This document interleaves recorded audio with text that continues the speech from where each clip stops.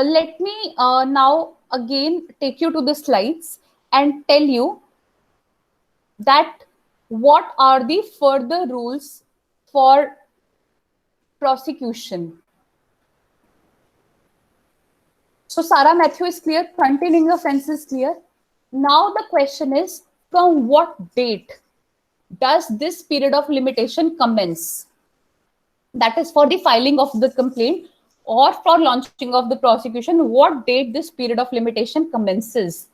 This period of limitation commences from the date of offense, or if the offense was unknown, then from the first day in which it comes to the knowledge of the aggrieved person, or where the offender was unknown, then from the first day on which the identity of the offender becomes known, either to the aggrieved person or to that of the police officer.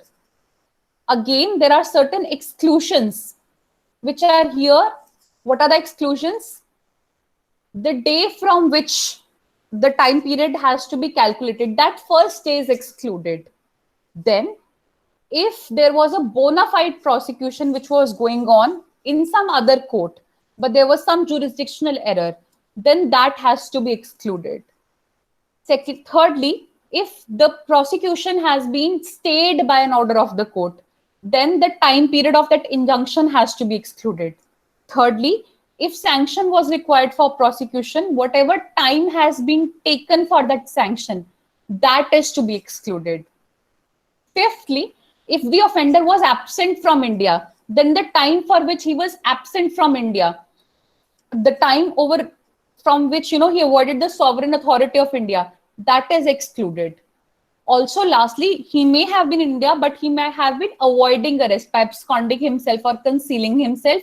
Even that time is excluded. So if he is declared a PO, proclaimed offender, then the time after which he is declared a PO, that time is excluded.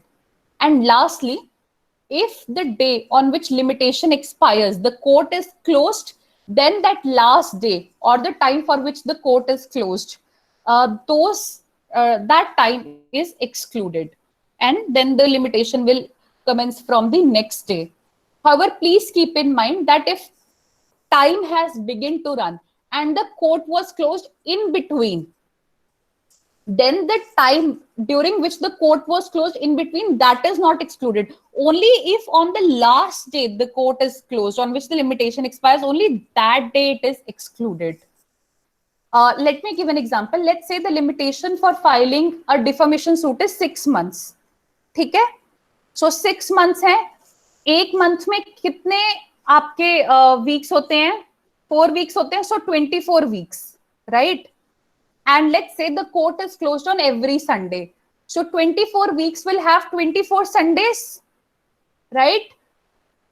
Now you cannot say कि 24 Sundays को आपको exclude करना है, 24 days आपको exclude करने. No, only one day. So let's say this limitation expires on last Sunday. You only have to exclude that last Sunday. So it will be 6 months plus 1 day. Last day is excluded, not 6 months plus 24 day. So there is this principle of limitation law that if time has begun to run, then in between, if there is any disability, that will not stop it from running.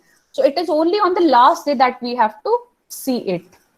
Further, there is a provision that, okay, even if you have filed the case after limitation has expired, power is given to the court to condone the delay.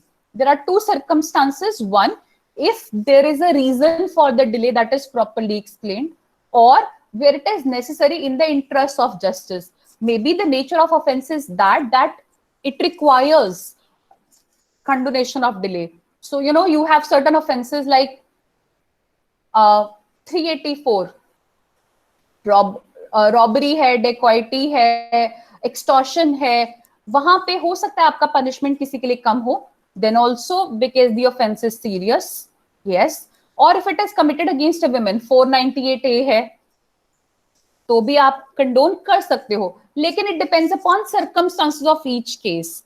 Nature of offense is one factor, but the manner in which it has been committed is the another factor. However, what the courts have held is that wherever delay is condoned, then it must be done by a speaking order. If it is not done by a speaking order, then it's not an appropriate exercise of discretion under 473. This was held in the case of State of Himachal Pradesh versus Charachand. Also, in another case, State of Maharashtra versus Sharat Chandra Vinayak Dongre, it was held that wherever court decides to condone the delay, it must hear the accused before the delay is condoned, and only thereafter the delay be condoned.